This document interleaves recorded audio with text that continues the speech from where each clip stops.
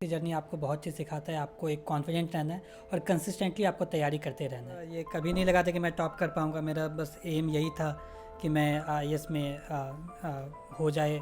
मेरे ख्याल से डिप्रेशन स्वाभाविक है कि बहुत लोग इस तरफ हो सकते हैं, बट अगर आपके पास एक प्रॉपर सपोर्ट है, परिवार का अच्छा सपोर्ट है, तो आप इस चीज़ से बच सकते हैं। यूपीएससी के रिजल्ट आ चुके हैं और उनमें बिहार के शुभम कुमार है, उन्होंने टॉप किया है। वो पहले क्रमांक से पास हुए हैं। हमारे साथ बातचीत करने के लिए शुभम कुमार है, हम उनसे बातचीत करेंगे। शुभम जी, पहले तो बीबीसी हिंदी की ओर से आपको बहुत सारी शुभकामनाएं। जब आपको पता चला आपने भारत में पहला क्रमांक लाया है, आपने टॉप किया है, तो आपकी पहली रिएक्शन क्या थी? बहुत बहुत धन्यवाद आपका। जब मैंने लिस्ट देखा तो मुझे यकीन नहीं हुआ कि मैं टॉप टॉप कर गया हूँ। एंड वापस से देखा, वापस से रोल नंबर मिलाया, फिर थोड़ा भावुक भी हो गया, फिर अपने मम्मी पापा को कॉल किया। आप 24 साल के हो, इतने कम उम्र में आपने टॉप किया है, तो कड़ी मेहनत करनी पड़ी होगी।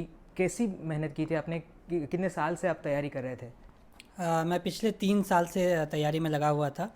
एंड पहला साल मैं दिल्ली में रह के तैयारी की, फिर लास्ट ईयर मैं भारत रक्षा लेखा सेवा में मेरा चयनित हुआ, 290 रैंक आया था। फिर एक साल में मेरी लास्ट 7 से 8 महीने से ट्रेनिंग भी चल रही थी। सो ये पूरा जर्नी जो है वो काफ़ी संघर्षपूर्ण रहा और काफ़ी सिखाया भी मुझे। अ, आप पुणे में है फ़िलहाल, पुणे में एनडीए के जो फाइनेंशियल मैनेजमेंट है वहाँ पे आप ट्रेनिंग ले रहे हैं। तो हमने देखा कि कोविड के कारण भी बाहर निकलना मुश्किल था, इस दौरान पढ़ाई भी करना मुश्किल था। तो आपने इस साल में पढ़ाई कैसे की, आपने तैयारी कैसे की कोविड के सिचुएशन में और इस एग्ज़ाम के लिए खास कर के लिए? मैं दिल्ली में रह के तैयारी किया था लास्ट ईयर। एंड मेंस जो है वो जनवरी में हुआ था।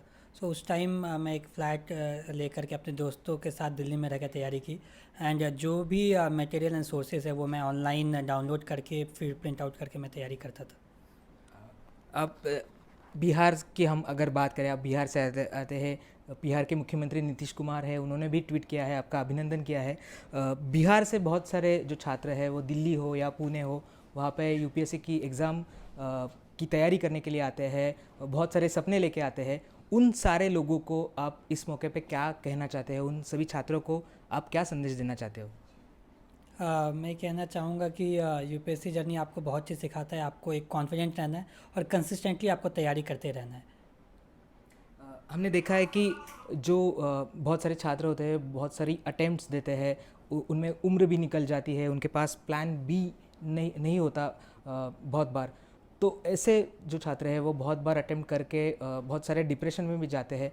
तो उनको आप क्या कहोगे कि कब तक ये ट्राई करना चाहिए? मतलब हम देखना कि बहुत सारे लड़के, उनको लगता है कि यही है, यूपीएससी हो या कोई स्पर्धा परीक्षा हो, वही करियर है। तो उन सबको आप क्या कहना चाहोगे? जब मैंने तैयारी स्टार्ट की तो मैंने एक अपने लिए एक लक्ष्य रखा कि मैं इसे 2 से 3 बार मैं इसे अपना 100% दे के मैं तैयारी करूँगा। एंड एक प्रॉपर प्लान एंड एजुकेशन के साथ अगर कोई तैयारी करता है तो हो सकता है कि देर लगेगा, बट अल्टीमेटली आप सक्सेसफुल रहेंगे। जी हाँ।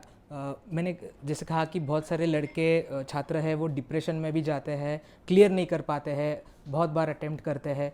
तो जो छात्र वो ऐसे उसका प्रेशर लेते हैं, उनको आप क्या कहोगे? उनकी तरफ आप कैसे देखते हो? प्लान बी होना चाहिए?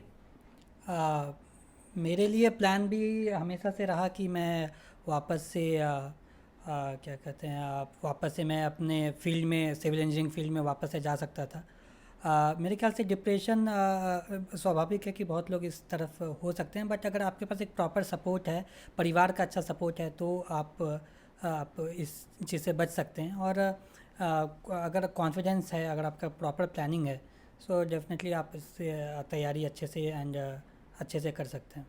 आपने आईआईटी बॉम्बे से सिविल इंजीनियर भी किया है, उसके बाद आप इस यूपीएससी में आ चुके हो। तो ये जो डिसीजन था, ये जो निर्णय था, वो कब किया आपने कि मुझे यही कॉम्पिटिटिव एग्ज़ाम में ही जाना है, आईआईटी बॉम्बे से सिविल इंजीनियरिंग करने के बाद भी? ये मैं अपने इंजीनियरिंग ईयर्स फाइनल ईयर में ये मैंने डिसाइड किया। एंड मैंने उससे पहले जो भी अलग अलग एरियाज़ है मैंने एक्सप्लोर किए। मैं कंपनी में भी काम किया, इंटर्नशिप किया, एंड रिसर्च भी मैंने अमेरिका में पर्ड्यू यूनिवर्सिटी में किया। फिर एक अलग एक मोटिवेशन आया कि मेरे पास एक चांस है जहाँ पे मैं लोगों के लिए कुछ कर सकता हूँ। सो फिर वो मोटिवेशन के साथ में मैंने 2018 में तैयारी अपनी स्टार्ट की। आप पहले आ चुके हो, आपने टॉप किया है, तो आगे का क्या सोचा है? आप कैसे, आप जैसे आप बात कर रहे हो कि आपको लोगों की सेवा करनी है, लोगों को जो सुविधा है वो उन तक पहुंचानी है, तो आपका क्या सोचा है? आप आगे कैसे जाने वाले हो? Think this is only the beginning, ये बस शुरुआत है। एंड मुझे जो भी रोल्स मिलेंगे या उसमें मैं 100% देने की कोशिश करूँगा, और लोगों के लिए और रूरल अपलिफ्टमेंट एंड डेवलपमेंट के लिए अगर मैं कुछ कर पाऊँ, so I would find itself fortunate for me. आखिरी 2-3 सवाल। मैंने जैसे पहले कहा कि बिहार के मुख्यमंत्री ने आपका अभिनंदन किया है, हम देख रहे हैं कि बहुत सारे कॉल्स आपको आ रहे हैं, शुभकामनाएं दे रहे हैं, तो ये पूरा, ये आपके लिए कैसा दिन है? मतलब आप बहुत देर से फ़ोन पे लगे हुए हैं, बहुत सारे इंटरव्यू हो रहे हैं आपके, कैसा दिन था आपके लिए? बहुत अच्छा था, and I did not expect ये कि ऐसा रिज़ल्ट आएगा। And I am not able to, मतलब सारे लोगों का कॉल्स मैं अभी रिसीव नहीं कर पा रहा हूँ, बट मैं कोशिश कर रहा हूँ कि मैं ज़्यादा से ज़्यादा लोगों से बात कर पाऊँ। काफ़ी अच्छा फील हो रहा है। अब आपने जब तैयारी शुरू की थी तो आपको ऐसा लग रहा था कि आप टॉप करोगे? अब कहाँ तक आपने सोचा था? बिल्कुल नहीं, बिल्कुल ये कभी नहीं लगा था कि मैं टॉप कर पाऊँगा। मेरा बस एम यही था कि मैं आईएएस में हो जाए।